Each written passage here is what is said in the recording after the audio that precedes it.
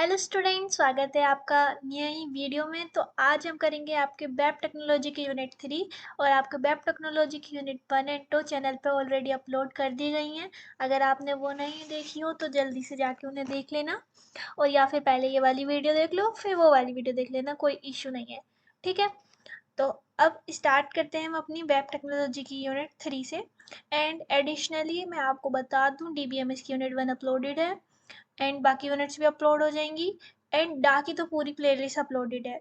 ठीक है, तो सिंपली आपको क्या करना है, आपको जो भी वीडियो चाहिए प्लेलिस्ट सेक्शन में जाकर या डायरेक्टली सर्च कर लेना, आपको मिल जाएंगी काफ़ी सारी। थर्ड ईयर के तो काफ़ी कंटेंट पड़ा हुआ है। ठीक है, एंड फोर्थ ईयर का कंटेंट भी हम शुरू करेंगे, वो आपका थोड़ा यूनिवर्सिटी टाइम पे करेंगे, क्योंकि अभी तो आप प्लेसमेंट वगैरह में बिजी हो गए, तो हम आपका वो कंटेंट स्टार्ट कर देंगे। ठीक है, तो फिलहाल अभी आपका थर्ड ईयर वालों का देखते हैं और यूनिट 3 करते हैं वेब टेक्नोलॉजी की। तो इसमें आपका पहला क्वेश्चन क्या है, इसमें आपका पहला क्वेश्चन है कि आपको रोल बताना है जावा स्क्रिप्ट का, कि जावा स्क्रिप्ट का रोल क्या है वेब पेजेस के अंदर। ठीक है, वेब पेजेस आप समझते हो ना, कोई भी अगर आपका क्रोम पे पेज खुलता है तो उसको हम वेब पेज बोलते हैं। तो जावा स्क्रिप्ट का वहाँ क्या यूज़ होता है। ठीक है, वैसे आपको पता है HTML हमारा बेसिक स्ट्रक्चर बनाने के लिए काम आता है, CSS हमारे स्टाइलिंग के लिए काम आता है, हमने ये पढ़ लिया यूनिट 1 2 में। ठीक है, अब हमें जानना है कि जावास्क्रिप्ट क्यों काम आता है। List and illustrate with example, document, forms, statement, function, object, तो सब कुछ कवर है।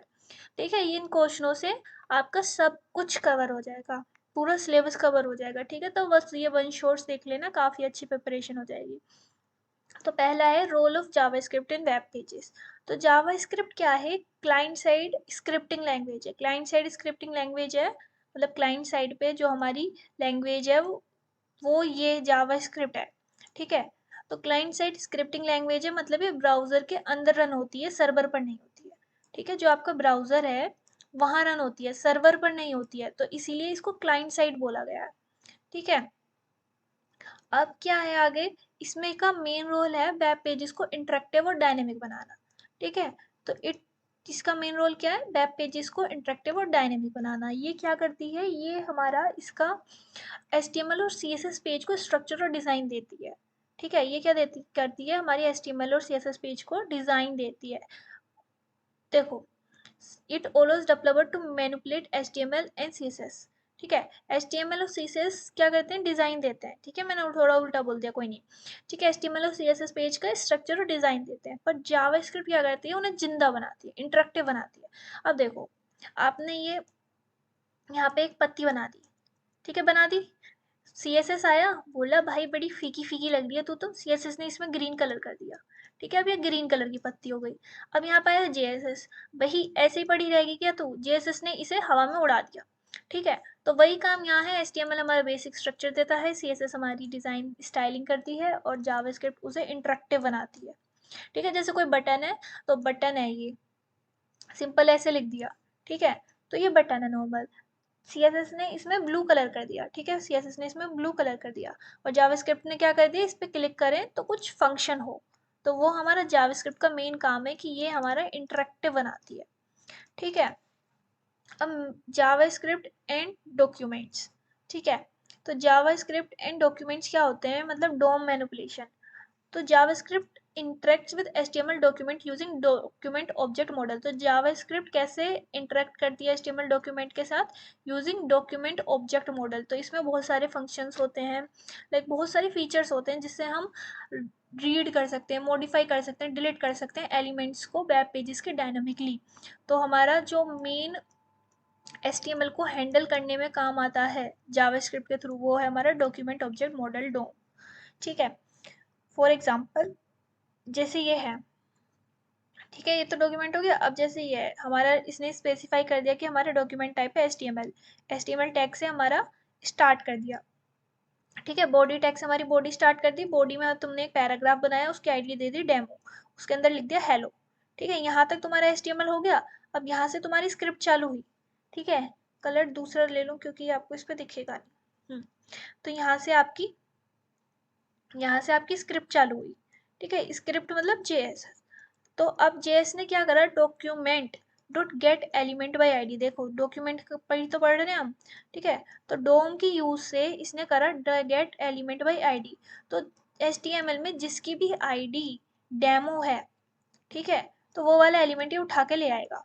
ठीक है, इसने देखा document dot get element by ID demo, ठीक है, तो भागा भागा गया, इसने देखा HTML में भाई किसकी आईडी डेमो है, इसे दिख गया इस वाले पैराग्राफ की आईडी डेमो है, तो इसने उठा के ये इसको दे दी। अब इसने बोला inner HTML document dot get element by ID demo dot inner HTML, मतलब उसके अंदर का HTML चेंज करके ये कर दो।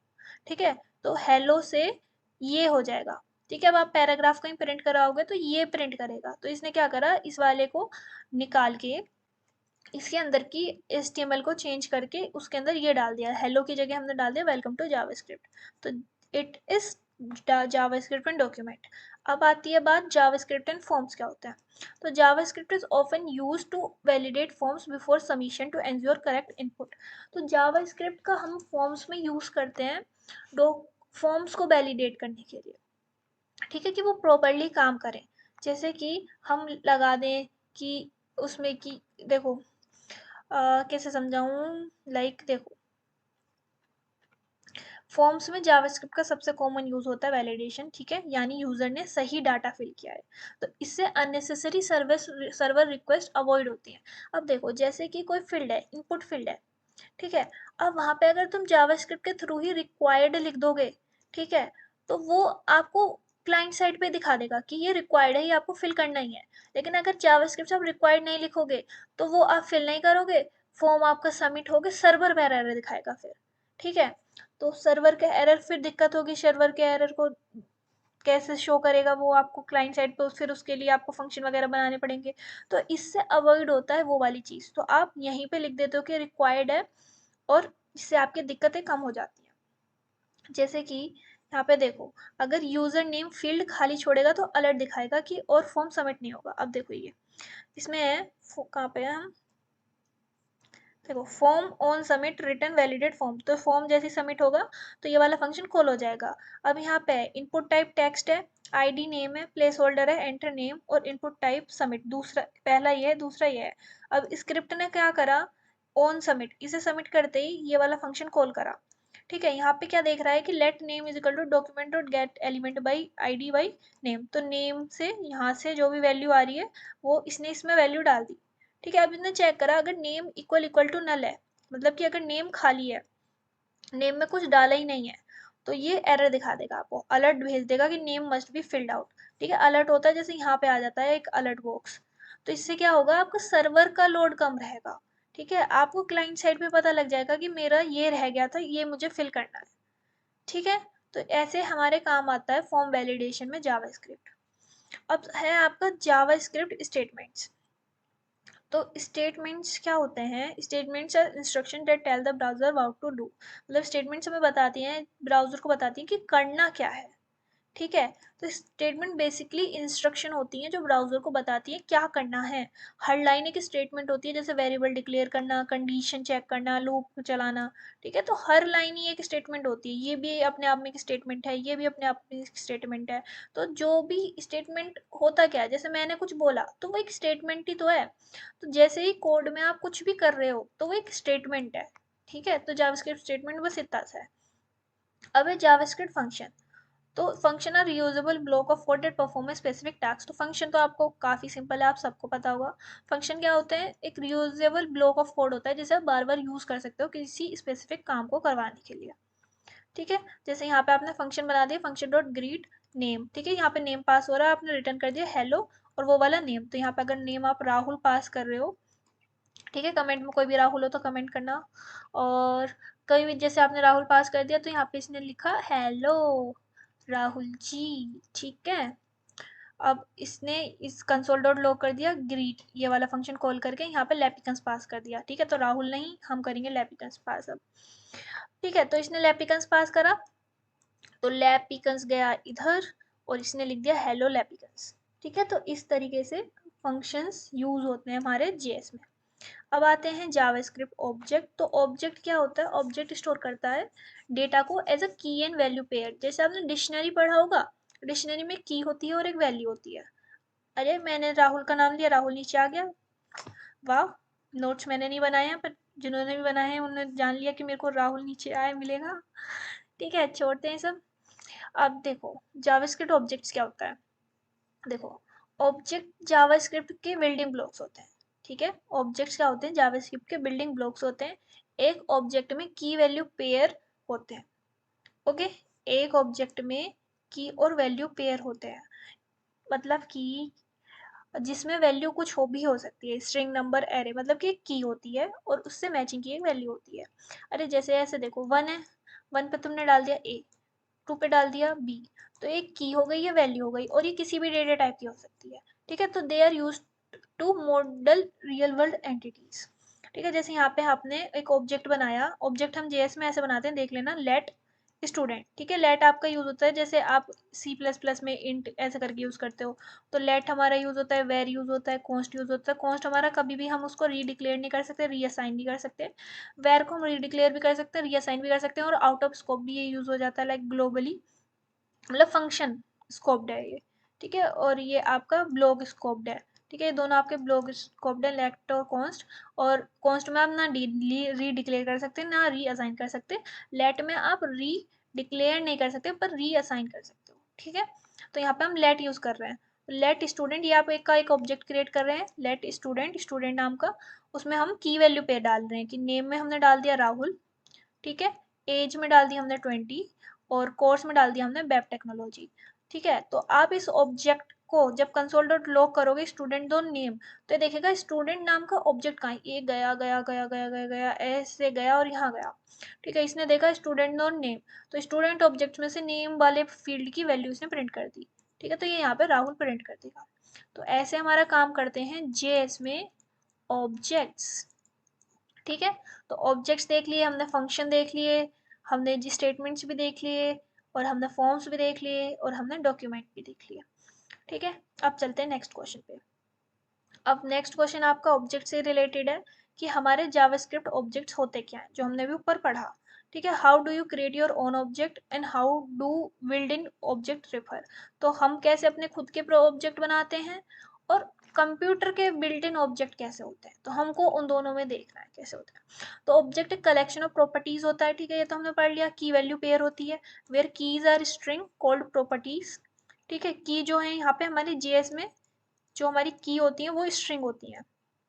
ठीक है, and the value can be data type, number, function, और इवन अदर ऑब्जेक्ट्स। ठीक है, तो हमारा जो जैसे हमारा 1 है, ठीक है, तो ये स्ट्रिंग टाइप 1 मान लो, और यहाँ पे नेम डाल दो, या फिर हमने स्ट्रिंग में 1 ले लिया और इधर इंटीजर 1 डाल दिया, मतलब इन शॉर्ट की वैल्यू पेयर है ऑब्जेक्ट। ठीक है, की वैल्यू पेयर है ऑब्जेक्ट। ठीक है, और की जो है आपकी, वो आपकी हमेशा स्ट्रिंग होगी, और वैल्यू क्या है आपकी, वो आपकी इंटीजर भी हो सकती है, एरे भी हो सकती है, फंक्शन भी हो सकता है।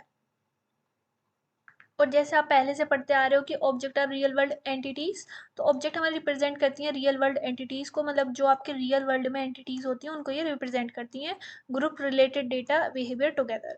ठीक है, जैसे ये आपका एक ऑब्जेक्ट बनाया, ब्रांड, ठीक है, टोयोटा, मॉडल डाल दिया इनोवा। ठीक है, तो ये फंक्शन बनाया, ऑब्जेक्ट स्टार्ट फंक्शन, रिटर्न कर दिया इसने कार स्टार्टेड। तो ये आपका एक ऑब्जेक्ट का एग्जांपल है। ठीक है, तो इसने ना ये शायद ऊपर से कट गया है, स्टार्टिंग में ये आएगा, जैसे हमने ये टोयोटा वगैरह कार का लिखा है, तो लेट, ठीक है, let car is equal to ऐसे करके। हाँ, अब ये ऑब्जेक्ट कंप्लीट हो गया। ठीक है, लेट कार, ये आपका ऑब्जेक्ट नेम हो गया। ठीक है, ऑब्जेक्ट के अंदर आपका ब्रांड आ गई टोयोटा, मॉडल आ गया ये, और एक फंक्शन बना दिया आपने उसी के अंदर स्टार्ट, मतलब कि अगर आप कहीं पे कार डॉट स्टार्ट लिखोगे ना, कंसोल डॉट लो कार स्टार्ट, तो ये वाला पार्ट कॉल होगा, और फंक्शन को ये वाला मतलब स्टार्ट में पहुंच जाएगा। यहाँ पे एक फंक्शन बना हुआ है आपका रिटर्न कार स्टार्टेड, तो वो कार स्टार्टेड प्रिंट कर देगा। ठीक है, इस तरीके से आप खुद के ऑब्जेक्ट बनाते हो। अब है कि create your own object. तो there are several ways to create objects in JavaScript. Object literal method क्या होता है, तो ये आपका सिंपल होता है और मोस्ट कॉमन वे होता है। ठीक है, तो इसमें तो आप सिंपली लिखते हो लेट, ठीक है, ऑब्जेक्ट का नेम, और जो भी आपको की वैल्यू पेयर इसके अंदर लिखने हैं आप वो लिख सकते हो, जैसे नेम डाल दिया वासु, एज डाल दी। ठीक है, ग्रीट एक फंक्शन बना दिया ऑब्जेक्ट के अंदर ही। ठीक है, ये की होगी आपकी, की हमारी हमेशा स्ट्रिंग होती है, देख लो इधर भी स्ट्रिंग है, इधर भी स्ट्रिंग है, इधर भी स्ट्रिंग है। तो की क्या है आपकी, ग्रीट स्ट्रिंग से मैच कर दिया फंक्शन। ठीक है, उसकी की होगी फंक्शन एक। तो जब भी आप पर्सन डॉट ग्रीट कॉल करोगे तो ये प्रिंट करेगा। ठीक है, ये है ऑब्जेक्ट लिटरल मेथड। अब है दूसरा मेथड है using new constructor, new object constructor. तो इससे आप कैसे बना सकते हो, जैसे आपने ले लिया let student is equal to new object. ठीक है, पहले आपने डिफाइन करा कि let student is equal to new object. ठीक है, जो आपका स्टूडेंट है वो हमने न्यू ऑब्जेक्ट, जैसे हम क्लास बनाते हैं ना, class name is equal to new class name ऐसे करके। ठीक है, पहले ये डिफाइन कर दिया, फिर स्टूडेंट डॉट नेम में डाल दिया आरफ, स्टूडेंट डॉट कोर्स में डाल दिया वेब ट्रैक, और स्टूडेंट डॉट शो में मतलब स्टूडेंट के अंदर शो नाम की में डाल दिया हमने ये वाला फंक्शन। ठीक है, सेकंड मेथड है ये आपका, सिंपल है, मतलब बस उसमें ब्रेसिस में की और वैल्यू के पेयर लिख रहे थे, इसमें पहले ऑब्जेक्ट ऊपर डिफाइन कर दिया और फिर स्टूडेंट अलग अलग में डाल दिया। ठीक है, फिर यूजिंग अ कंस्ट्रक्टर फंक्शन, तो defines a blueprint for multiple similar objects. तो कंस्ट्रक्टर फंक्शन में कैसे लिखते हैं हम, पहले फंक्शन एम्प्लॉय, ठीक है, यहाँ नेम डाल दिया, सैलरी डाल दी, तो हमने उसको रेफरेंस करा दिस डॉट नेम में नेम, दिस डॉट सैलरी में सैलरी। फिर हमने दो वेरिएबल लिए, लेट ये एम्प्लॉय 1 और एम्प्लॉय 2। ठीक है, पहले हमने using construction function, constructor function है, ठीक है, तो मतलब कि ये आपका फंक्शन एम्प्लॉय है। अब यहाँ से वैल्यू पास हो रही है, employee 1 is equal to new employee 1 Riya और 4000, तो ये यहाँ जाएगा, नेम में रिया पहुंच जाएगा और 4000 सैलरी में 4000 पहुंच जाएगा, और उसको वो रेफरेंस कर देगा दिस डॉट नेम में रिया और दिस डॉट सैलरी में 4000। तो इस तरीके से आप कंस्ट्रक्टर फंक्शन से भी ऑब्जेक्ट क्रिएट कर सकते हो। ठीक है, फिर नेक्स्ट है आपका यूजिंग क्लास सिंटेक्स। तो यूजिंग क्लास सिंटेक्स क्या होता है, ये आपका ES6 मॉडर्न जावास्क्रिप्ट के अंदर आता है। तो ये मोर मॉडर्न एंड क्लीनर अप्रोच है। इसे कैसे बनाते हैं हम, क्लास बना दी हमने स्टूडेंट नाम की, ठीक है, कंस्ट्रक्टर जिसमें नेम और रोल नंबर पास हो रहे हैं, मतलब वैसे ही ऊपर वाले की तरह कंस्ट्रक्टर की तरह क्लास के अंदर कंस्ट्रक्टर बनाया है इसमें। ठीक है, और फिर क्लास के थ्रू इस बार कॉल कर रहे हैं। उसमें क्या था, हमने देखो हमने कंस्ट्रक्टर बनाया था, ठीक है, कंस्ट्रक्टर फंक्शन बनाया था, और फिर डायरेक्टली उसमें वैल्यू पास कर रहे थे। इसमें क्लास बनाई, उसके अंदर कंस्ट्रक्टर बनाया, और यहाँ पे फिर वैल्यू पास कर रहे हैं। ठीक है, तो S1 is equal to new student Neha 101, तो ये स्टूडेंट क्लास के पास जाएगा, इसके अंदर जो इसका कंस्ट्रक्टर है वहाँ पे वैल्यू पास हो जाएंगी, नेम में स्नेहा आ जाएगा, रोल में 101 आ जाएगा, और यहाँ पे वैल्यू पास हो जाएगी। ठीक है, दैट्स हाउ इट वर्क्स। अब हमें देखना था difference between built in objects and user defined objects. तो देखो, बिल्ट इन ऑब्जेक्ट्स क्या होते हैं, जावास्क्रिप्ट के साथ ही आते हैं। ठीक है, जो हमारे बिल्ट इन ऑब्जेक्ट्स होते हैं वो provided by JavaScript itself, ready to use for common operation like math, string, dates. तो इसके एग्जांपल जैसे math, date, array, string, object, तो ये हम डायरेक्टली यूज कर सकते हैं जावास्क्रिप्ट में। ठीक है, तो ये बिल्ट इन ऑब्जेक्ट्स हैं। और यूजर डिफाइंड जो है, जो हम खुद बनाते हैं, जैसे हमने ऊपर डिफरेंट टाइप्स के मेथड देखे कि हम कैसे कैसे बनाते हैं, जैसे कार ऑब्जेक्ट बना दिया, स्टूडेंट ऑब्जेक्ट बना दिया, एम्प्लॉय स्टूडेंट ऑब्जेक्ट बना दिया। ठीक है, ये सब समझ आ गए। अब चलते हैं नेक्स्ट, ये एक बार और देख लो, लाइक ये मॉडर्न सिंटैक्स, फिर कंस्ट्रक्टर फंक्शन, फिर न्यू ऑब्जेक्ट के थ्रू कैसे बनाते हैं। ठीक है, कहा गया ये वाला न्यू ऑब्जेक्ट के थ्रू, बस डिफाइन कर दो ऑब्जेक्ट, उसके अंदर डाल दो, और सबसे बेसिक तो आपको पता ही है जैसे हम बनाते हैं। अब चलते हैं नेक्स्ट पे। नेक्स्ट है हमारा discuss how HTML form are handle in JavaScript. तो ये हम ऊपर पढ़ चुके हैं वैसे, पर यहाँ पे हमें डीप में पढ़ना है कि HTML फॉर्म्स कैसे हैंडल होते हैं जावास्क्रिप्ट में, और provide code to validate a form and check that an email field is not empty and contains @। तो हमें पहले बताना है कि HTML फॉर्म कैसे हैंडल होते हैं जावास्क्रिप्ट में, और एक कोड भी बताना है वैलिडेट करने के लिए फॉर्म को। ठीक है, तो देखो जावास्क्रिप्ट का एक इंपॉर्टेंट यूज है HTML फॉर्म्स को हैंडल करना। ठीक है, interact and validate HTML forms. तो मतलब यूजर ने फॉर्म में क्या डाला है वो सही है या नहीं ये चेक करना। ठीक है, before they are submitted to server, तो सर्वर को सबमिट होने से पहले जावास्क्रिप्ट चेक करती है कि वो ठीक है कि नहीं है, जिससे सर्वर का लोड थोड़ा कम हो जाए, काम बढ़ जाए उसका। उसे ये ना चेक करना पड़े कि ठीक डेटा भेजा है, मतलब वैलिड डेटा भेजा नहीं भेजा। ऑथेंटिसिटी तो बाद में चेक करेगा वो, पर कम से कम सिंटेक्स तो ठीक होना चाहिए ना। तो it helps in ensuring that user enters valid and complete data. ठीक है, improving user experience, reducing server side error, तो सर्वर पर एरर नहीं आएंगे इससे, जो भी एरर है वो क्लाइंट साइड पे जावास्क्रिप्ट के यूज से ही दिख जाएगा। ठीक है, तो through document object model JavaScript can access from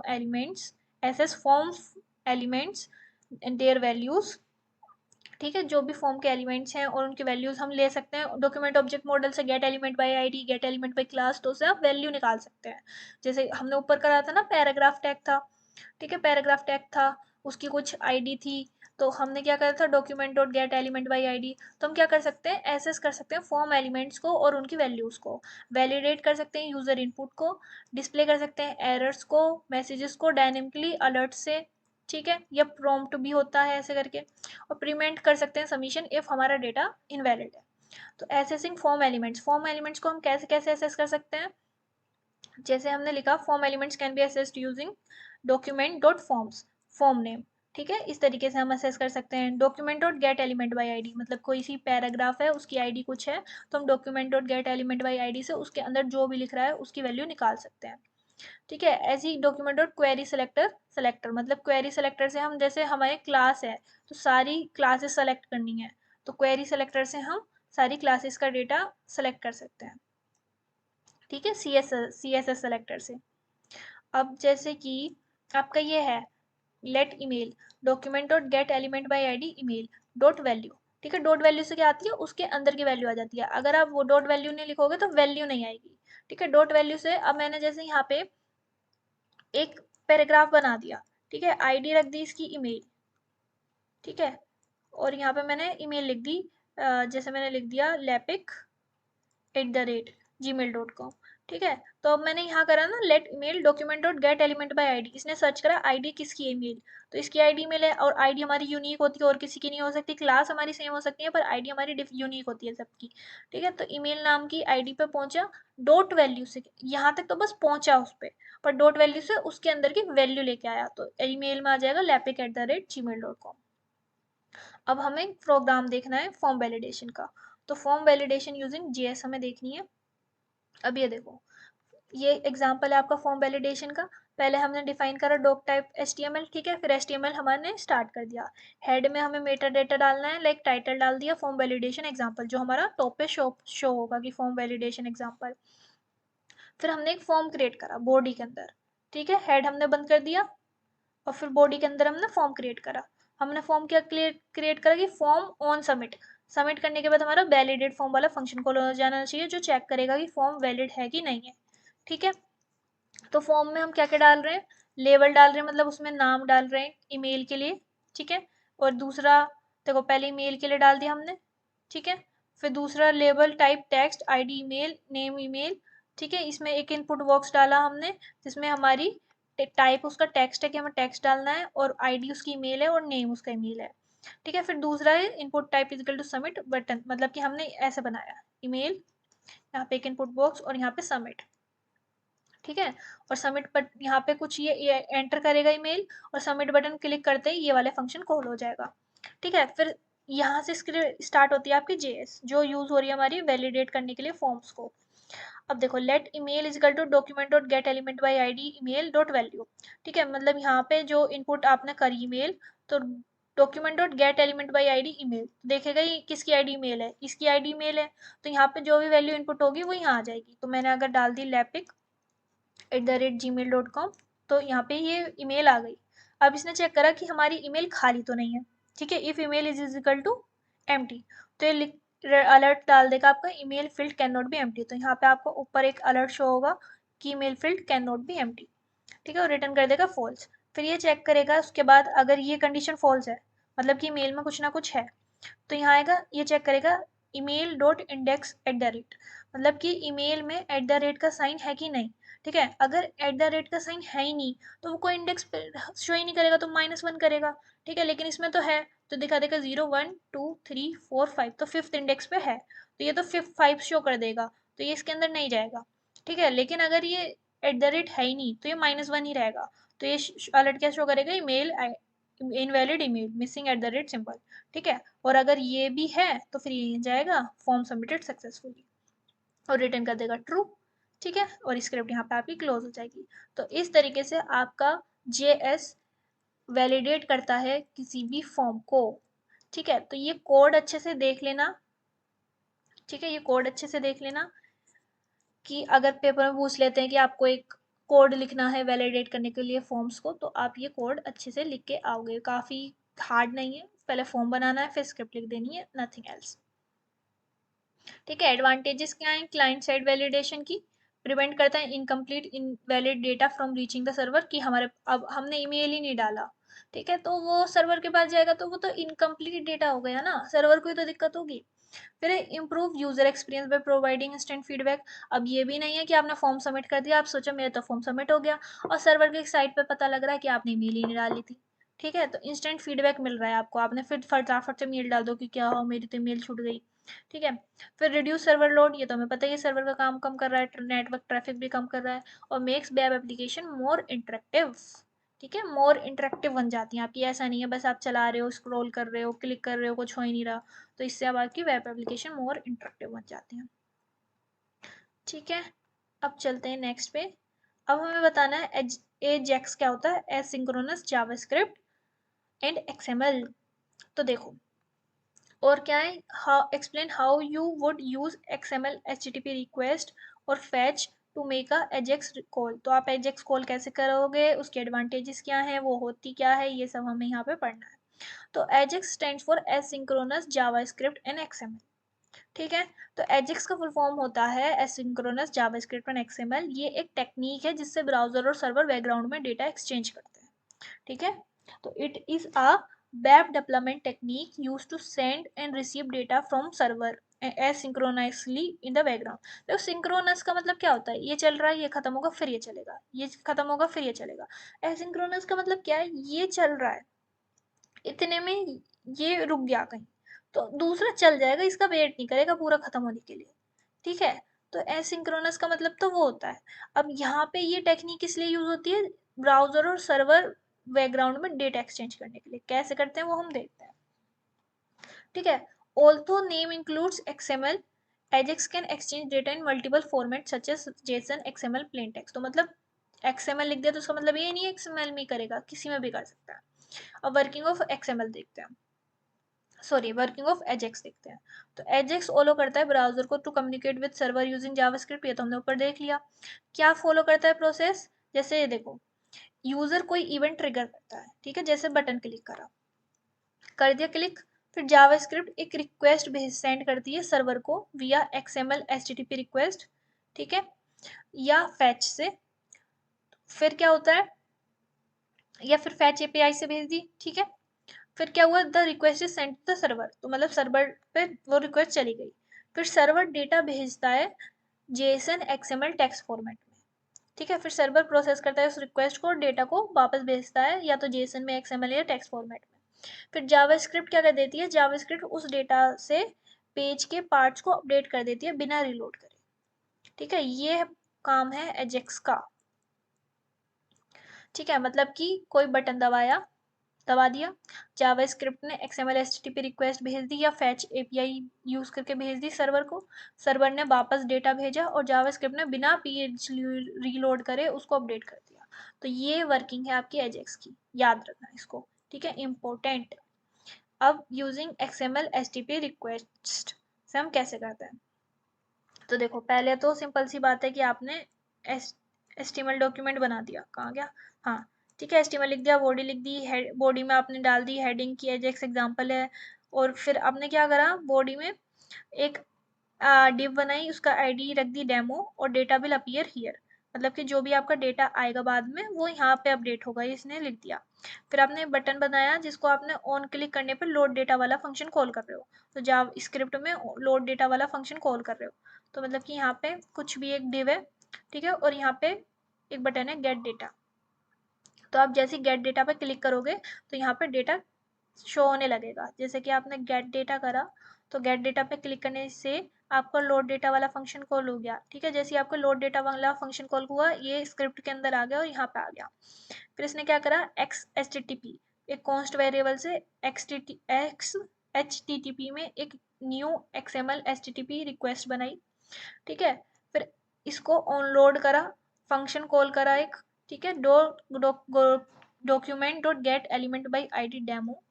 ठीक है, यहाँ पे ये है वो, इसका इनर एचटीएमएल चेंज कर दिया जो यहाँ से रेस्पॉन्स आ रहा है उससे, दिस डॉट रेस्पॉन्स टेक्स्ट। ठीक है, और फिर X H T T P dot open get carrier data, text में ट्रू और सेंड कर दिया। ठीक है, दैट्स हाउ आपकी स्क्रिप्ट वर्क करेगी। ठीक है, सिंपल है। देखो, एक आपने न्यू XML HTTP रिक्वेस्ट बनाई, ठीक है, और जैसे ही वो लोड हो रही है उसमें फंक्शन में आपने इस वाली आईडी को टारगेट करके इसका डेटा अपडेट कर दिया। ठीक है, और आप उसको ओपन कैसे कर रहे हो, गेट से। गेट होता है आपका डेटा लेने के लिए, पुट होता है अपडेट करने के लिए, ठीक है, पोस्ट होता है डेटा डालने के लिए, और डिलीट होता है आपका डिलीट करने के लिए। तो यहाँ से आपने डेटा लिया, डेटा डॉट टेक्स्ट ट्रू, और सेंड कर दिया। ठीक है, दैट्स हाउ इट वर्क्स। अब फैच एपीआई से आप कैसे कर सकते हो इसको, तो फैच एपीआई से आप सिंपल कर सकते हो इसको कि फैच करा आपने डेटा डॉट टीएक्सटी, ठीक है, डॉट देन रेस्पॉन्स में आपने रेस्पॉन्स डॉट टेक्स्ट में सेंड कर दिया, और देन में आपने डेटा मतलब उसके बाद रेस्पॉन्स आने के बाद क्या करा, देखो पहले फैच करा, फिर रेस्पॉन्स आया, ठीक है, फिर रेस्पॉन्स आने के बाद डेटा डॉक्यूमेंट डॉट गेट, फिर आपने डेमो नाम की आईडी का इनर एचटीएमएल को अपडेट कर दिया डेटा से। ठीक है, और अगर कोई एरर आ रहा है तो यहाँ पे आपने उसे कैच कर लिया, तो फैच करा, ठीक है, फैच करने के बाद रेस्पॉन्स आया, रेस्पॉन्स आने के बाद आपने अपडेट करा, देखो फैच करा, रेस्पॉन्स आया, अपडेट आया, और फिर एरर कैच करा। ठीक है, अब चलते हैं नेक्स्ट इसके एडवांटेजेस पे। तो एडवांटेजेस क्या होती हैं, एसिंक्रोनस कम्युनिकेशन, मतलब कि पेज अपडेट्स होकर विदाउट फुल लोड, अगर पूरा अब लोड भी नहीं हुआ है, मतलब रिलोड बिना हुए भी आपका पेज अपडेट हो जाता है, मतलब बैकग्राउंड में डेटा एक्सचेंज होता है, पेज रीलोड नहीं होता है। इम्प्रूव्ड यूजर एक्सपीरियंस, तो यूजर एक्सपीरियंस स्मूथ होती है, सिर्फ रिक्वायर्ड डेटा रिक्वेस्ट होती है, ठीक है, सर्वर लोड कम होता है, और डायनेमिक कंटेंट पॉसिबल होता है, लाइव अपडेट्स होती हैं, ठीक है, और सपोर्ट्स मल्टीपल डेटा फॉर्मेट्स। तो एसिंक्रोनस कम्युनिकेशन होती है, यूजर एक्सपीरियंस इंप्रूव होता है, सर्वर लोड कम होता है, डायनेमिक कंटेंट मतलब अनेबल्स ऑटो रिफ्रेशिंग सेक्शन, और supports multiple data formats. Limitation क्या है, इसको जावास्क्रिप्ट चाहिए होती है, बिना जावास्क्रिप्ट के ये काम नहीं करेगा, ज़्यादा कॉम्प्लेक्स डिबगिंग होती है इसकी एसिंक्रोनस बिहेवियर की वजह से, और मे कॉज सिक्योरिटी इशू। ठीक है, नेक्स्ट क्वेश्चन है आपका, आपको कंपेयर एंड कॉन्ट्रास्ट करना है between double equal to and triple equal to. तो ये काफ़ी बार पूछा जाता है, तो इसको ध्यान से देख लेना, मार्केट एज इम्पोर्टेंट।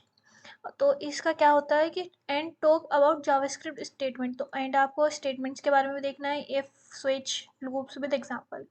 तो देखो पहले आते हैं कंपैरिजन ऑपरेटर पे।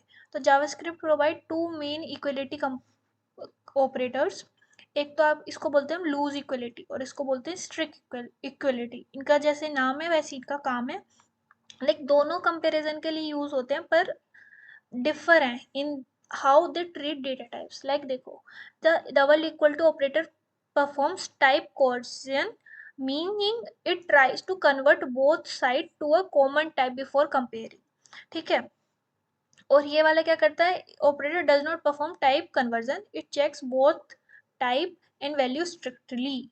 ठीक है, तो देखो इन शॉर्ट क्या है, जो ये वाला है लूज वाला, ये क्या करता है, टाइप कन्वर्जन करता है, वैल्यू सेम होने पर ट्रू देता है, चाहे टाइप अलग हो।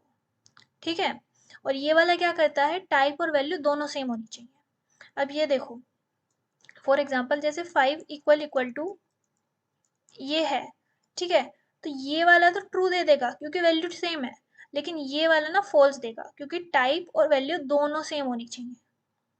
ठीक है, ये क्या करेगा, टाइप को कन्वर्ट कर देगा, टाइप कोएर्सियन करके मतलब टाइप को कन्वर्ट कर देगा, और 5 इक्वल टू 5 चेक कर लेगा, लेकिन ये वाला नहीं करेगा।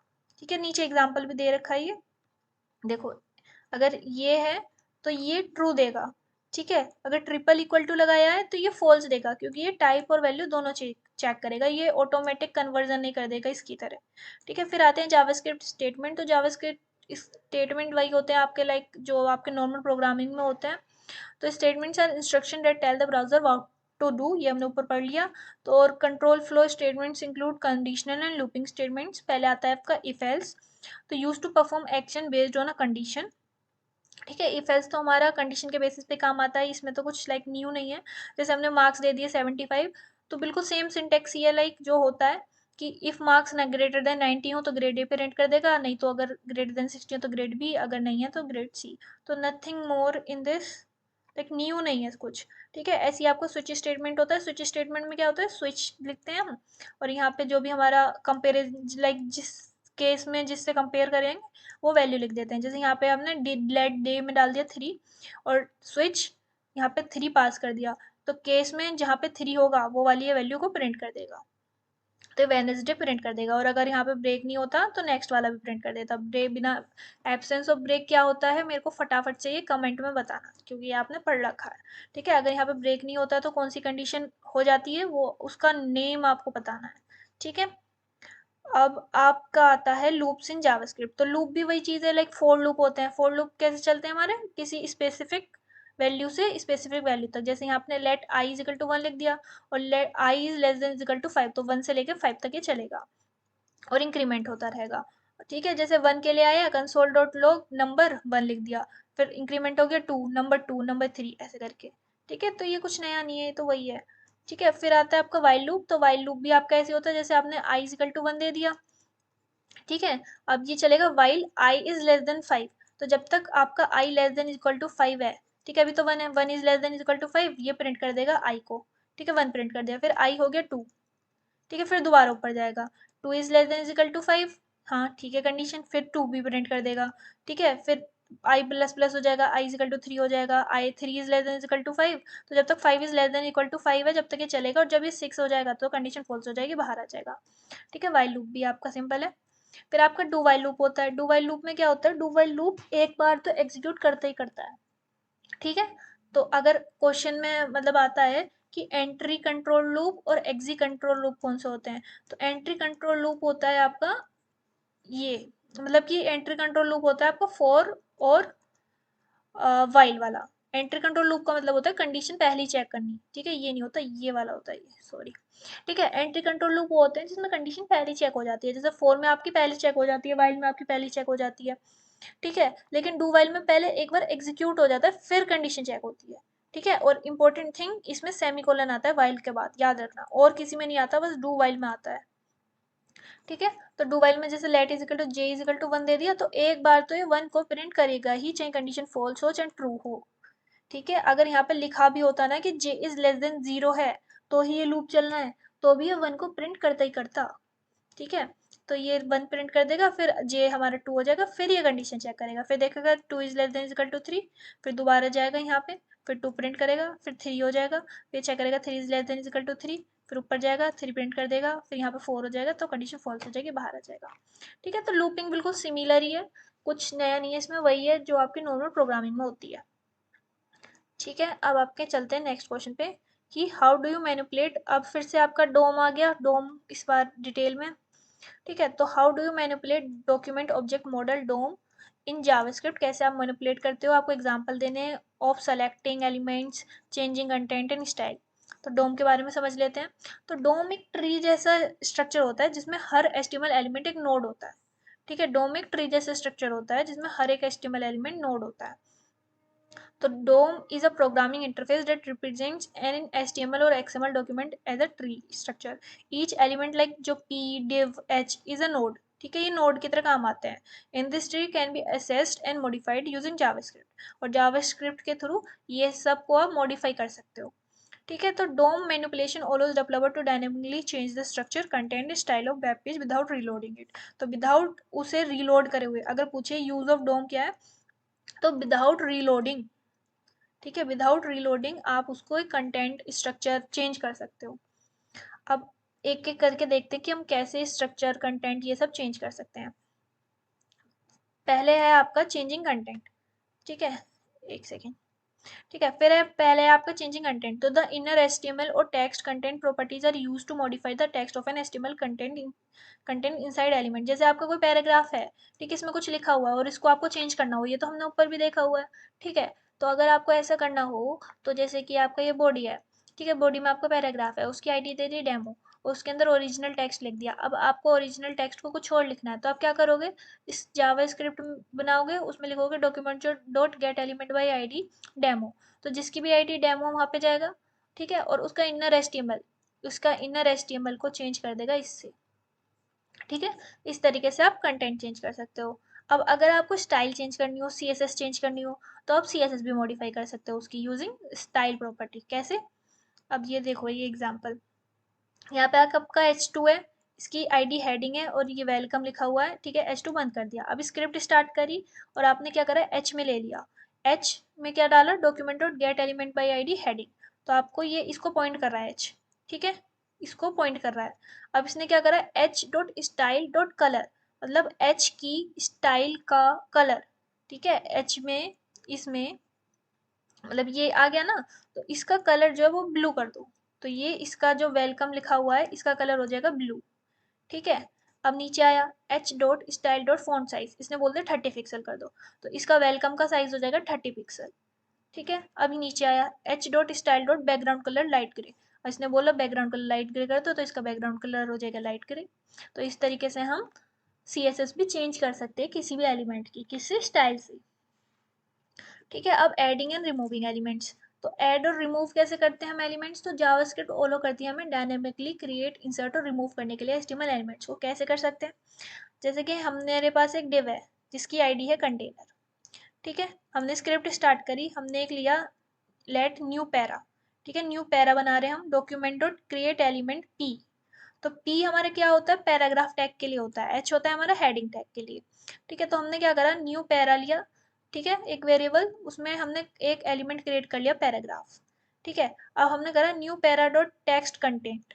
तो न्यू पैरा में हमने कंटेंट डाल दिया कि this paragraph was added dynamically, ये बाद में हमने ऐड करा। ठीक है, न्यू पैरा में हमने कंटेंट भी डाल दिया। अब हमें डालना है इसको यहाँ पे, हमने क्या करा, document dot get element by ID container.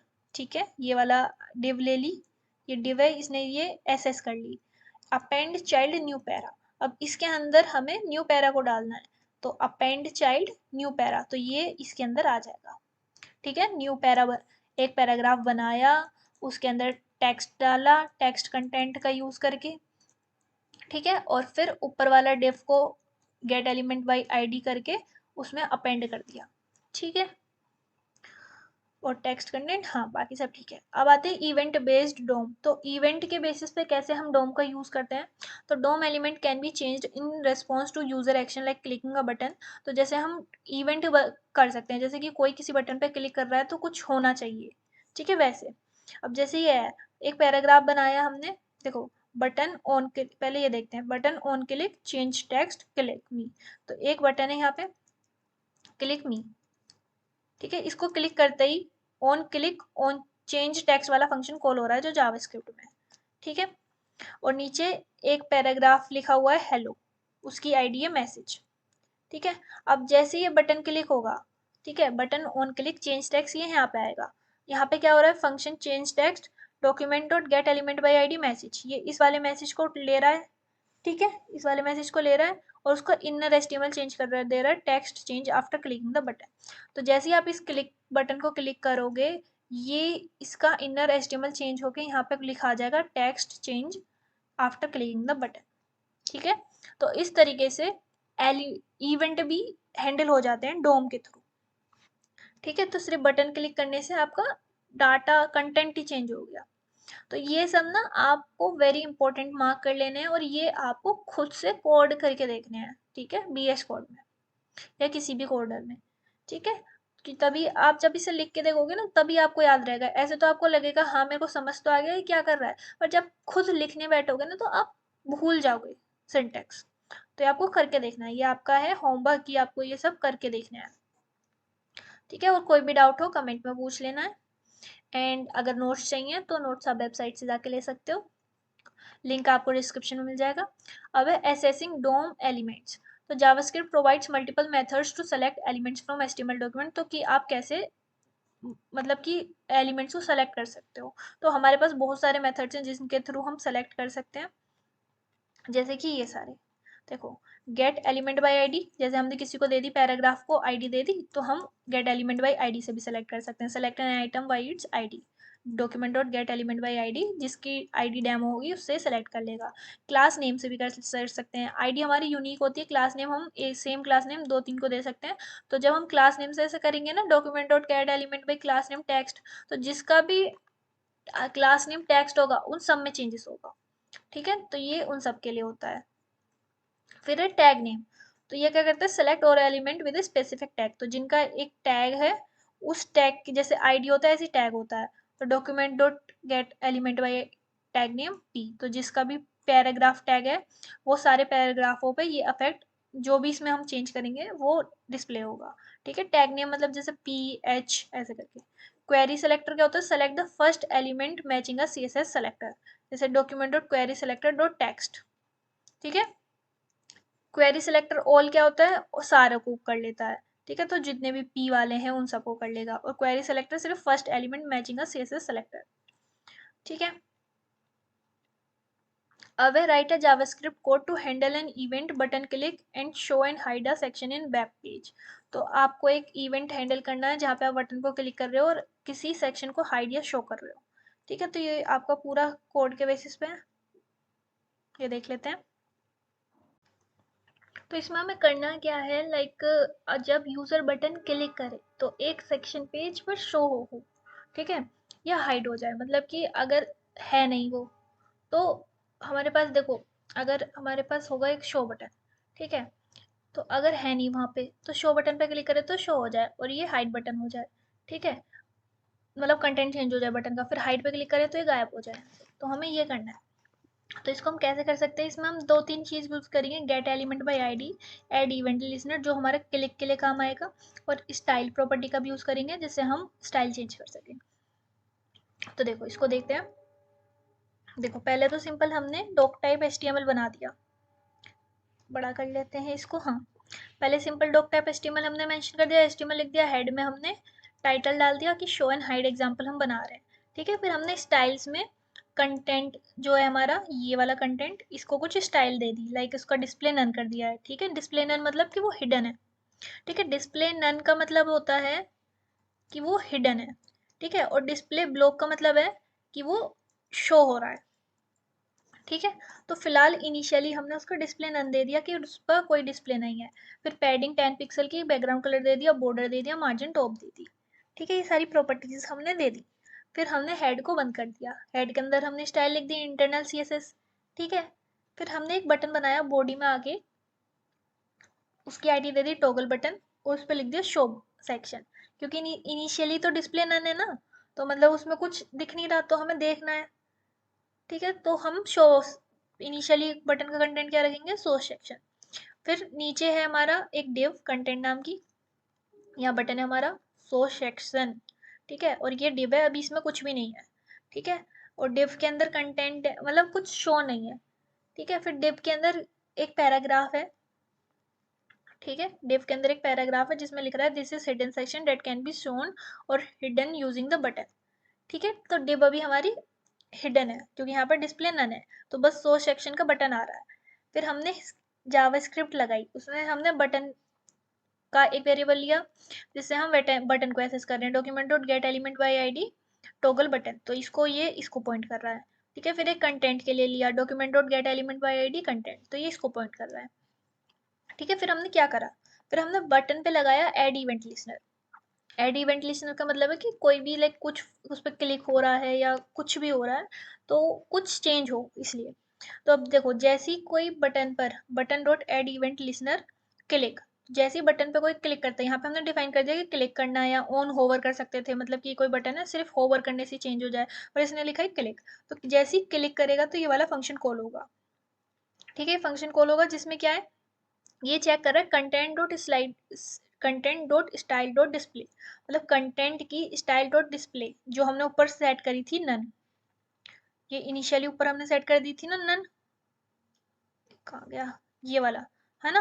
तो ये चेक कर रहा है कि अगर ये नन है तो क्या करना है, हमें इसकी स्टाइल डॉट डिस्प्ले को कर देना है ब्लॉक, मतलब उसको शो कर दो, और टेक्स्ट कंटेंट को क्या कर दो, बटन डॉट टेक्स्ट कंटेंट को चेंज कर दो हाइड सेक्शन। देखो जब शो हो गया तो यहाँ पे तो हमें हाइड सेक्शन लिखना पड़ेगा ना इसको हाइड करने के लिए।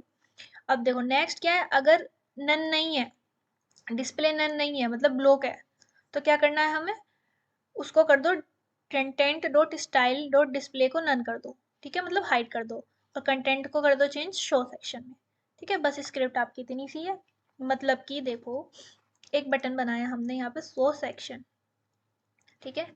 यहाँ पे आपकी डिव है एक, पर वो अभी हिडन है क्योंकि इसका content dot style dot display ना अभी क्या है, इसका डिस्प्ले अभी नन है, ठीक है, मतलब कि अभी ये हिडन है।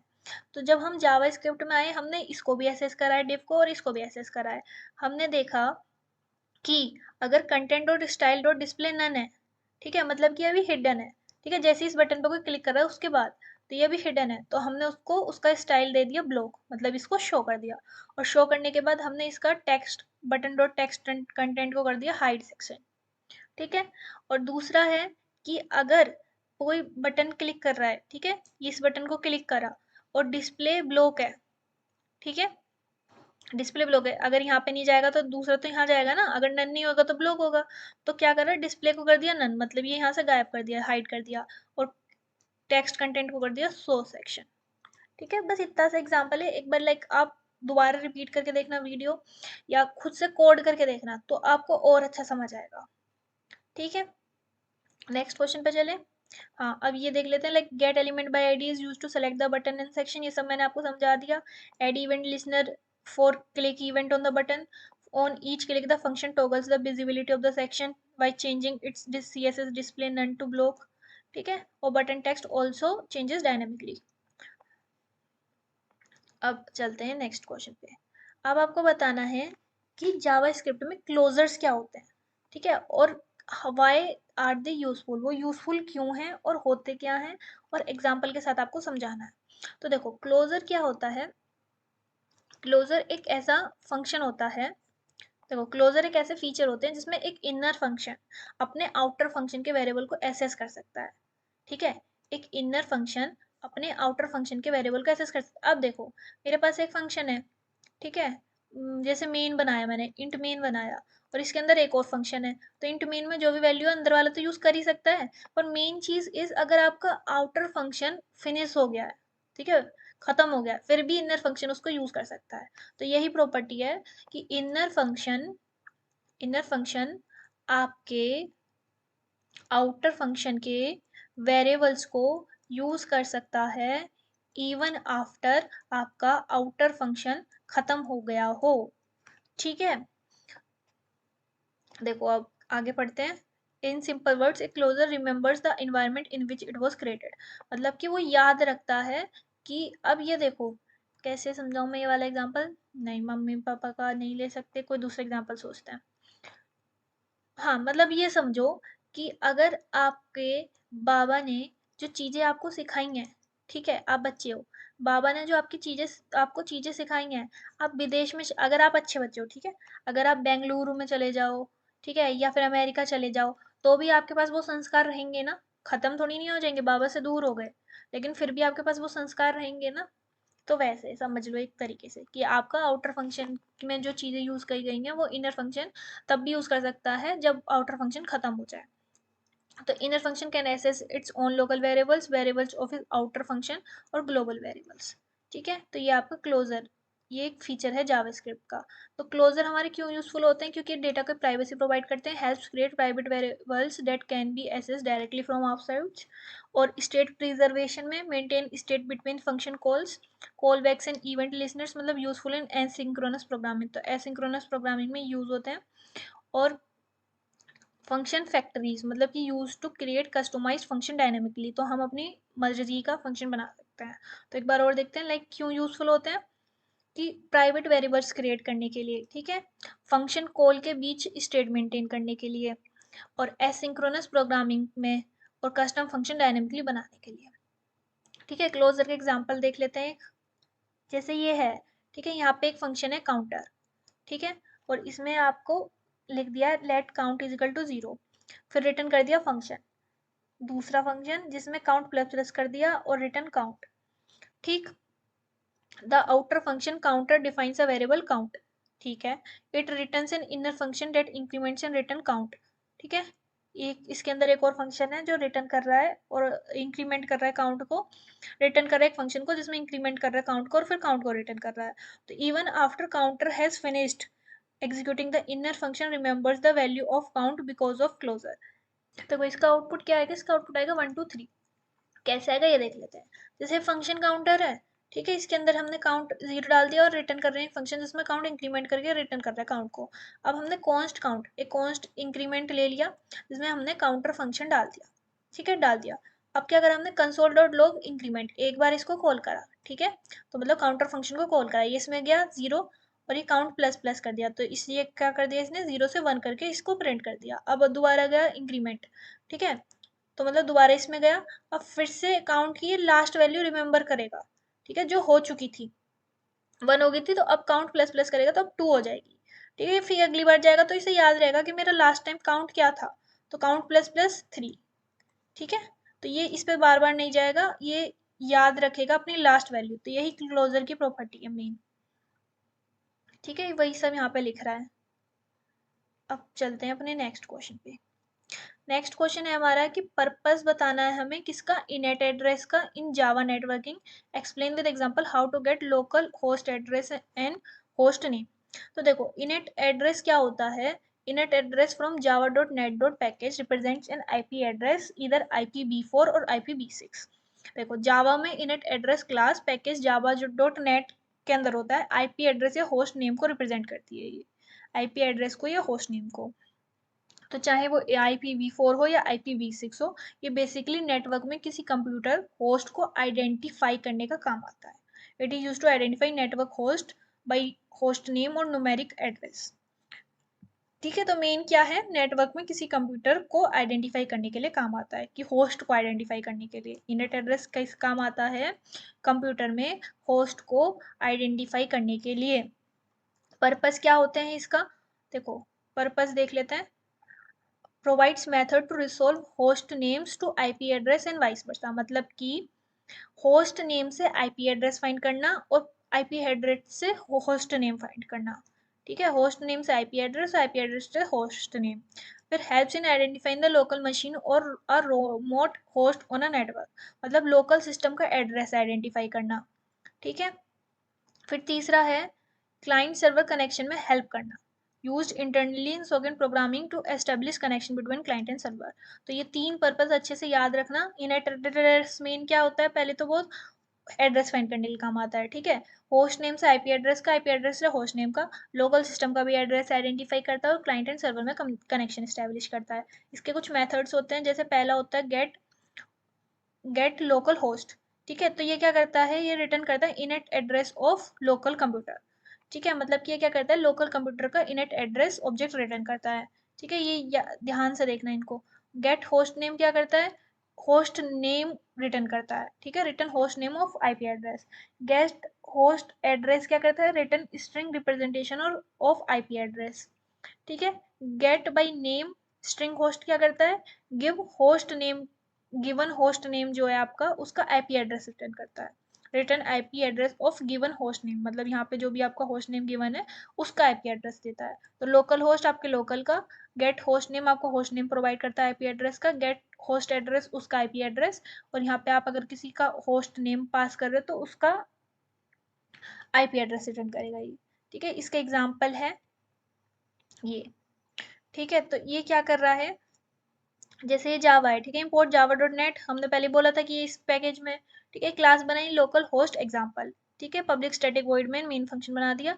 अब ट्राई में डाल दिया और कैच में ये डाल दिया, जैसे कोई एरर हो तो कैच में आके वो हो जाए। ट्राई कैच तो आपने पढ़ा ही होगा, ठीक है, मतलब ट्राई क्या होता है, ट्राई में हम अपना कोड लिख देते हैं जो भी लिखना है हमें, और एक कैच बनाते हैं जिससे कोई एरर आ जाए अगर इसमें, तो वो कैच में चला जाए और हमें पता लग जाए कि क्या एरर है, ठीक है। तो inet address local address is equal to inet address dot get local address, local host sorry, तो इससे आपका लोकल एड्रेस आ जाएगा।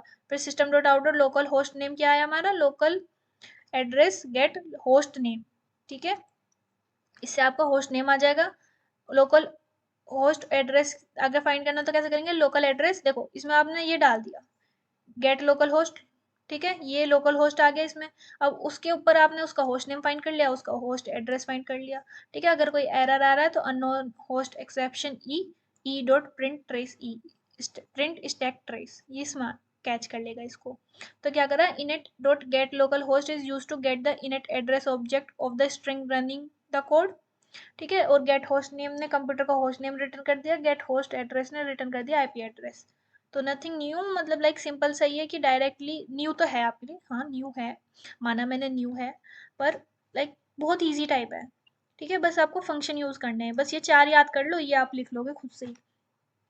ठीक है, तो फिर चलते हैं नेक्स्ट पे।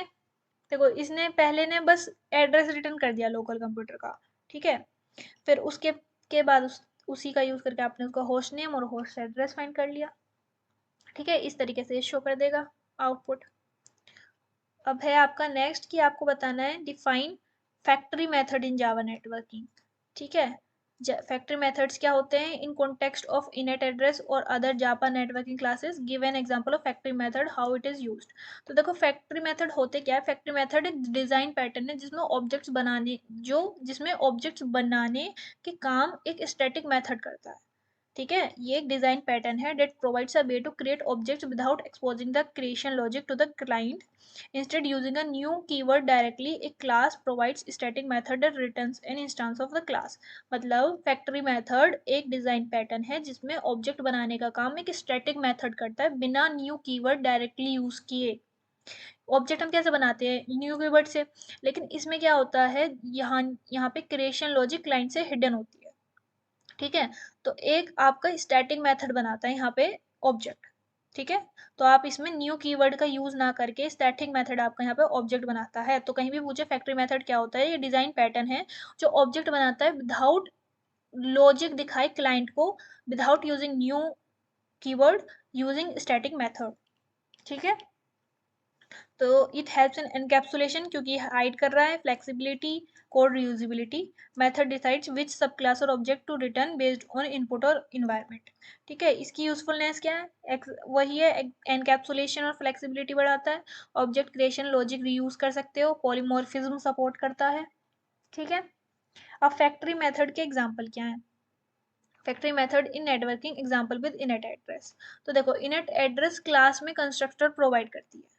ठीक है, in Java networking package java.net, the init address class uses factory method to create instance representing IP address or host name। ठीक है, you cannot create an init address object directly using a constructor। आप directly init address नहीं बना सकते using a constructor, instead you use static factory method. तो आप static factory method से इनट address बना सकते हो, लेकिन आप डायरेक्टली कंस्ट्रक्टर से नहीं बना सकते। तो इनट एड्रेस क्लास में कंस्ट्रक्टर प्राइवेट होता है, इसलिए हम ऑब्जेक्ट डायरेक्टली नहीं बना सकते, इंस्टेड हम स्टैटिक फैक्ट्री मेथड का यूज करके बना सकते हैं। ठीक है, कॉमन फैक्ट्री मेथड्स क्या हैं, गेट बाई नेम, यहाँ पे होस्ट नेम पास होगा तो ये रिटर्न कर देगा IP address of given host name. Get all by name, तो ये रिटर्न कर देगा all IP address of given host name. और गेट लोकल होस्ट, ये रिटर्न कर देगा IP address of local machine. ठीक है, तो मतलब ऊपर की बात क्या थी कि आप बिना न्यू कीवर्ड के क्लाइंट से छुपा के आप ऑब्जेक्ट क्रिएट कर सकते हो स्टैटिक मेथड से। नीचे की बात क्या है कि आप इनर एड्रेस डायरेक्टली कंस्ट्रक्टर से नहीं बना सकते, लेकिन आप स्टैटिक फैक्ट्री मेथड से बना सकते हो। और कॉमन फैक्ट्री मेथड्स क्या है इसमें, ये तीनों, और इसका एक एग्जाम्पल दे रखा है वैसे ही ऊपर जैसा ट्राई एंड कैच का, बस यहाँ पे फंक्शन चेंज हो गए कि inner address dot gate by name, तो इससे नेम आ जाएगा, और होस्ट नेम और आईपी एड्रेस हम फंक्शन का यूज करके प्रिंट कर देंगे। ठीक है, वही चीज यहाँ पे एक्सप्लेन की गई है कि इनट address dot gate by name is a factory method। It hides the details of how init address object is created or resolved। The method internally perform DNS lookup and returns are ready to use object। ठीक है, अब चलते हैं next पे इसकी importance पे। तो इसकी इम्पोर्टेंस क्या होती है, they make object creation simpler and more consistent, allow internal changing without affecting external code, support polymorphism and flexibility in core object creation। ठीक है, इंपॉर्टेंस देख लेना, सिंपल होता है, मोर कंसिस्टेंट होता है, इंटरनल चेंजेस यू ओलो करता है विदाउट अफेक्टिंग एक्सटर्नल कोड, और पॉलीमॉर्फिज्म को सपोर्ट करता है। ठीक है, अब है आपका what is the difference between HTTP and TCP at programming level. ठीक है, तो एचटीटीपी और टीसीपी में क्या डिफरेंस है, और how does the socket relate to URL और यूआरएल कनेक्शन। तो देखो रिलेशन देखने पहले, relation between socket and URL और यूआरएल कनेक्शन। तो सॉकेट रिप्रेजेंट करता है एक low level connection between two devices over TCP और यूडीपी। ठीक है, यूजर डेटाग्राम प्रोटोकॉल और ट्रांसमिशन कंट्रोल प्रोटोकॉल। तो ट्रांसमिशन कंट्रोल प्रोटोकॉल आपका 2 वे होता है, यूडीपी आपका 1 वे होता है। लाइक टीसीपी ऐसा होता है, लाइक आप कॉल पे बात कर रहे हो, आपको रेस्पॉन्स भी आ रहा, आप रिक्वेस्ट भी भेज रहे हो, रेस्पॉन्स भी आ रहा है, मतलब मम्मी मौसी की बात। यूडीपी में क्या होता है, व्हाट्सएप मैसेज की तरह, आपने मैसेज भेज दिया, आपको पता मतलब लाइक तुरंत रेस्पॉन्स नहीं आता है, ठीक है, भेज के आप खत्म। ठीक है, तो it is use for direct data exchange. तो socket represents the low level connection between two devices. तो सॉकेट क्या करता है, एक लो लेवल कनेक्शन मतलब दिखाता है between two devices over TCP या यूडीपी का यूज करके। तो डायरेक्ट डेटा एक्सचेंज के लिए काम आता है। और यूआरएल और यूआरएल कनेक्शन क्या है, ये हाई लेवल एब्स्ट्रैक्शन है built on top of sockets. Sockets के टॉप पे बना हुआ है स्पेशली फॉर प्रोटोकॉल्स, मतलब ये ज़्यादा एडवांस है, जो H T T P S और फाइल ट्रांसफर प्रोटोकॉल वगैरह यूज़ करता है। ठीक है, तो इन दोनों का समझ आ गया। सॉकेट आपका लो लेवल जो टीसीपी यूडीपी पे काम करता है, और यूआरएल कनेक्शन हाई लेवल है जो सॉकेट के टॉप पे बना हुआ है, जो यूज करता है हमारा H T T P S और एफ टी पी। अब सॉकेट आपका इसके एग्जांपल दे रखे हैं, लाइक ये है given complete control over data transmission, ये आपको कंप्लीट कंट्रोल देता है डाटा ट्रांसमिशन पे, प्रोटोकॉल हैंडलिंग में। Developers manually handle sending and receiving of bytes, तो मैनुअली हैंडल करते हैं डेवलपर्स, लाइक उसको सेंड करना, रिसीव करना टेक्स्ट को। ठीक है, ये इसके एग्जांपल है, like socket, new socket example dot com 80। ठीक है, ये यहाँ पे पास कर दी। अब यूआरएल कनेक्शन में क्या है, ये ऑटोमेटिकली मैनेज करता है सॉकेट क्रिएशन और प्रोटोकॉल डिटेल। ठीक है, उसमें आपको खुद करना पड़ता था। ठीक है, used for simple web instruction like interaction, sorry, like downloading a page, sending a request. तो मतलब इसमें ऑटोमेटिक हो जाता है और सिंपल वेब इंटरेक्शंस के लिए यूज होते हैं। इसको हम कैसे लिखते हैं, तो देखो ये इसमें जो कोड के एग्जांपल है ना, ये आप देख लेना। ठीक है, जैसे यूआरएल इज न्यू यूआरएल, ये तो सेम ही है, यहाँ पे यूआरएल पास कर दी। अब URL connection is equal to URL dot open connection, इससे ओपन कर लिया हमने connection. Input is equal to connection dot get input stream, तो इससे इनपुट स्ट्रीम हमारे पास आ गई। ठीक है, अब इनका डिफरेंस देख लेते हैं H T T P and T C P में। तो देखो एच टी टी पी क्या होता है, ये आपको प्रेजेंट होता है एप्लीकेशन लेयर पे, use to transfer web data such as H T M L image and files. ये आपका प्रेजेंट होता है T C P, transport communication protocol. ये आपका ट्रांसपोर्ट लेयर में प्रेजेंट होता है, जो प्रोवाइड करता है हमें reliable data transmission between two and points. ठीक है, जैसे फोन पे बात करना। ठीक है, और ये वेब डेटा ट्रांसफर में यूज होता है, H T M L, images, इन सब के लिए। ठीक है, use by web application to communicate with server via URL. और यूज होता है लो लेवल प्रोग्राम्स से, used by low level programs for direct communication between client and server through sockets. ठीक है, और ये implemented in Java using class like H T T P URL connection और URL connection. तो ये जावा में implement होता है यूजिंग ये इम्प्लीमेंट होता है जावा में using classes like socket and server sockets. ठीक है, works on top on TCP, meaning it uses TCP at the transport mechanism for data delivery. और ये वर्क्स बिलो एचटीटीपी, जब ये टॉप पे हो रहा है तो बिलो पे हो गई। ठीक है, focus on request response communication, और ये फोकस करता है establishing and maintaining terminating a connection to send raw data. ठीक है, देखो अब एक बार ओवरव्यू सा ले लेते हैं कि हमने क्या पढ़ा। देखो ये एप्लीकेशन लेयर पे प्रेजेंट होता है, ये ट्रांसपोर्ट लेयर पे, ये आपका वेब एप्लीकेशन में यूज होता है, ये लो लेवल प्रोग्राम्स में यूज होता है, कम्युनिकेशन स्टैब्लिश करता है क्लाइंट एंड सर्वर के में थ्रू सॉकेट। ये इम्प्लीमेंट होता है जावा क्लासेस जैसे H T T P U R L connection और यू आर एल कनेक्शन। और ये आपका सॉकेट और सर्वर सॉकेट, ये टॉप पे बनता है टीसीपी पे, ये ब्लॉक पे होता है। ठीक है, और ये रिक्वेस्ट और रिस्पॉन्स कम्युनिकेशन पे ज्यादा फोकस करता है, ये फोकस करता है एस्टेब्लिशिंग मेंटेनिंग टर्मिनेटिंग का connection to send raw data.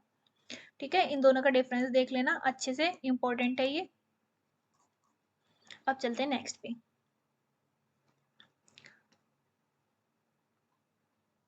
अब नेक्स्ट क्वेश्चन है आपका कि व्हाट इज डेटाग्राम सॉकेट, कि मतलब डेटाग्राम सॉकेट होता क्या है और कैसे वो डिफरेंट है टीसीपी सॉकेट से, ट्रांसमिशन कंट्रोल प्रोटोकॉल।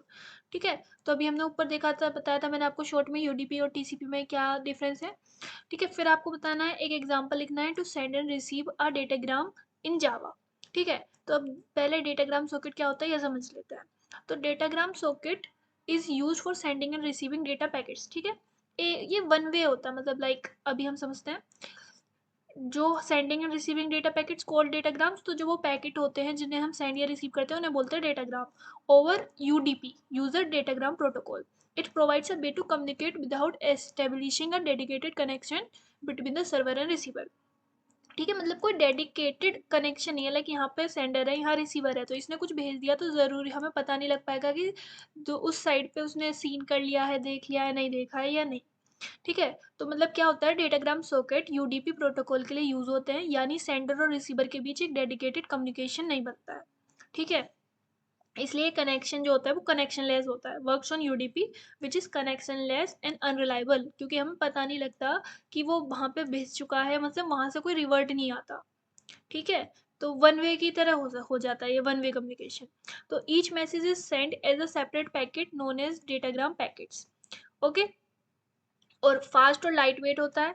ठीक है, और there is no guarantee that pack will arrive in order और इवन अराइव एट ऑल, तो हमारे पास कोई गारंटी नहीं होती है कि पैकेट सारे ऑर्डर में आएंगे या फिर सारे आ जाएंगे एक साथ।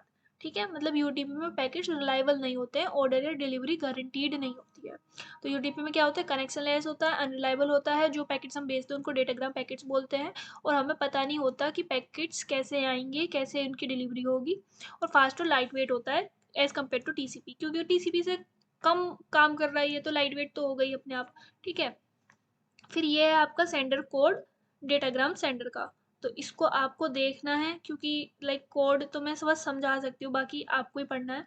तो ये आपका है डेटाग्राम सेंडर का कोड, लाइक क्लास बना दी, फिर फंक्शन बना दिया, फिर ट्राई में जो आपका मेन कोड है वो लिख दिया, और कैच में अगर कोई एरर है तो वो कैच करने के लिए कैच में लिख दी।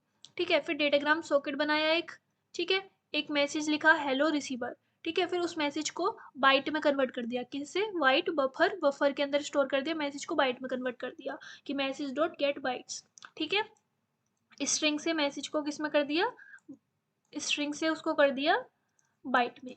ठीक है, बाइट में करने के बाद इनेट एड्रेस फाइंड करा। ठीक है, इनेट एड्रेस से हमने उसका नेम निकाल लिया। ठीक है, get by name local host, तो लोकल होस्ट का जो भी आपका इनेट एड्रेस था वो आ जाएगा हमारे पास एड्रेस। फिर हमने डेटाग्राम पैकेट से एक डेटाग्राम पैकेट बनाया, मतलब लाइक फिर बफर दिया, उसकी लेंथ दी, एड्रेस दिया, पोर्ट दिया। ठीक है, ये सब डिटेल हमें देनी पड़ती है, लाइक ये सब आपको खुद ही पढ़ना पड़ेगा।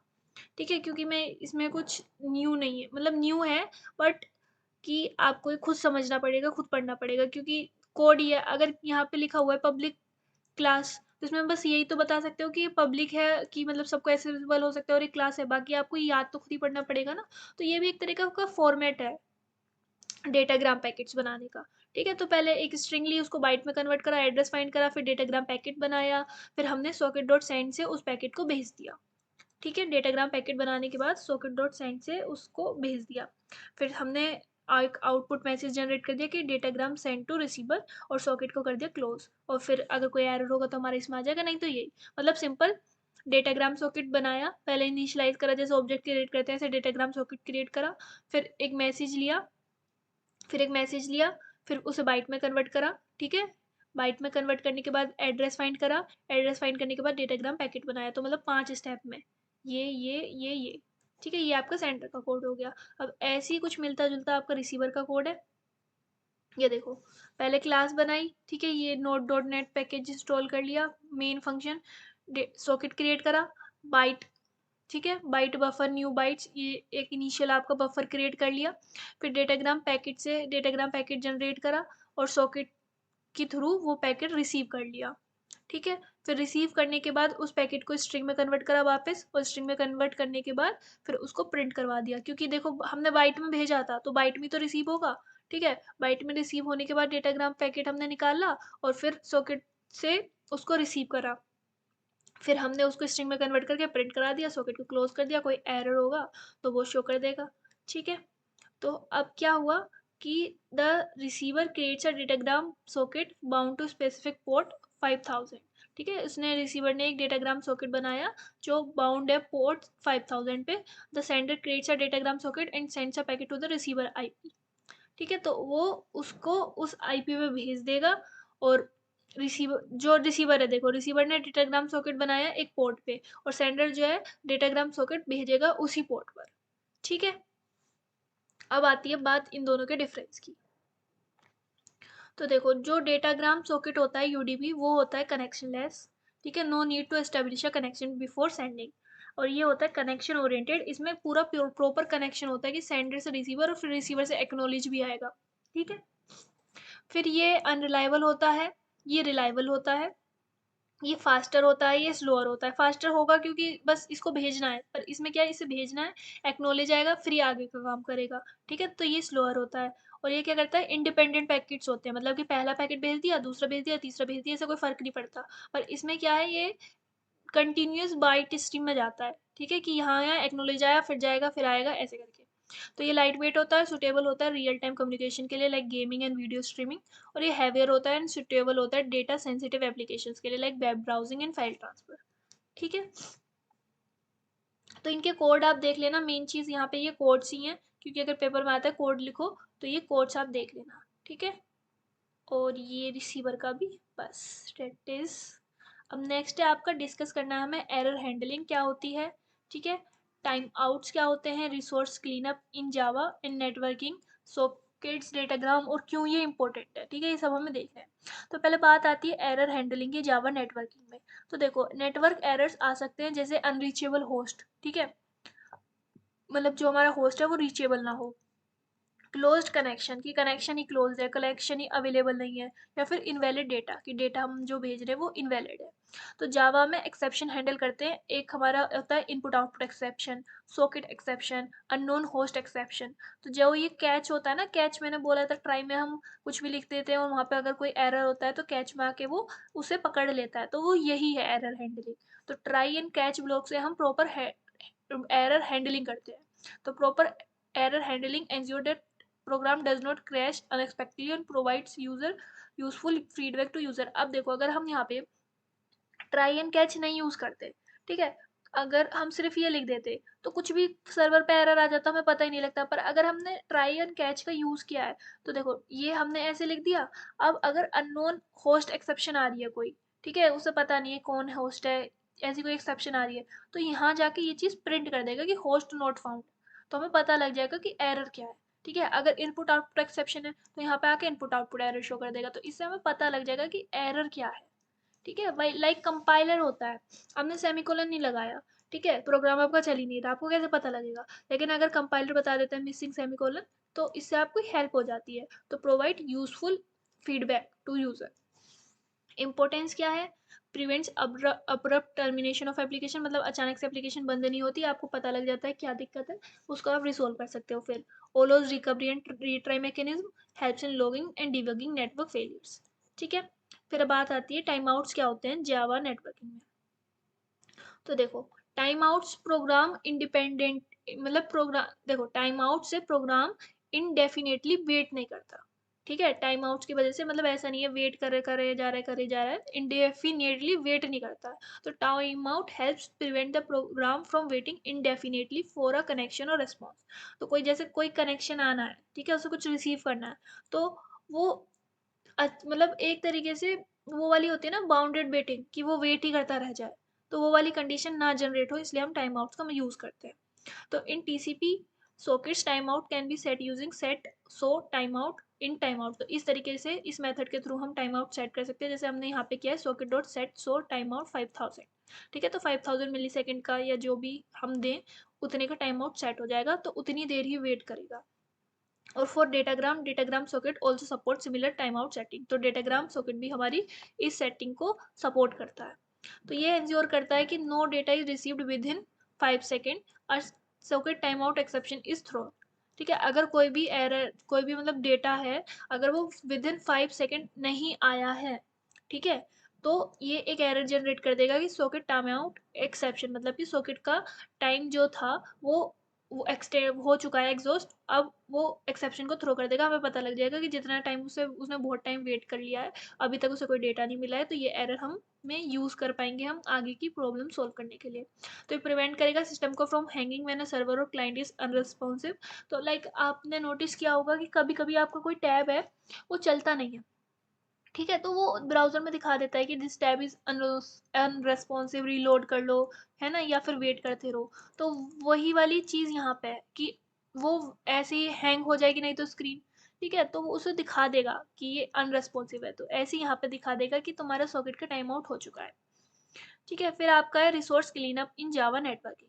तो सारे सॉकेट्स और स्ट्रीम्स यूज के बाद क्लोज करने चाहिए। ठीक है, जिससे हमारे रिसोर्स का क्लीन अप हो सके। Like network resources like sockets, streams, datagram connection must be closed after use. तो सबको हमें क्लोज कर देना चाहिए। लाइक अगर हम पब्लिक क्लास भी बनाते हैं तो हम कर्ली ब्रेसेस को क्लोज करते हैं ना, तो इसी तरीके से सॉकेट, स्ट्रीम्स, डेटाग्राम सबको क्लोज करना चाहिए। Unreleased resources can cause memory leak and port exhaustion. तो मतलब कि अगर हम उसको क्लोज ना करें तो मेमोरी लीक हो सकती है, ठीक है, और पोर्ट एग्जॉस्शन हो सकता है। फिर best practice is to use a finally block और a try with a resource statement. तो इससे आपकी रिसोर्स क्लीनअप इजीली हो जाता है, लाइक ऐसे यूज ट्राई यूज करने से, और ठीक है, सॉकेट्स को प्रॉपरली मैनेज करने से या फाइनली ब्लॉक यूज करने से। इम्पोर्टेंस क्या है, ensure resource are release even if exception occur. तो मतलब कि जो भी हमारा सॉकेट था वो हमारा ओपन होके क्लोज हो चुका है, इवन इफ एक्सेप्शन हमारी ओकर हुई है, जिससे मेमोरी लीक ना हो। ठीक है, मेमोरी लीक और पोर्ट एग्जॉस्शन से बचाना। फिर prevent resource leakage improving system performance. ठीक है, अगर हमारा प्रॉपरली वो रिसोर्स क्लोज हो चुके हैं जो यूज में नहीं है, तो रिसोर्स का हम बेटर यूज भी कर सकते हैं। ठीक है, maintain stability of network application. तो नेटवर्क ऐप स्टेबिलिटी मेंटेन करें जिससे।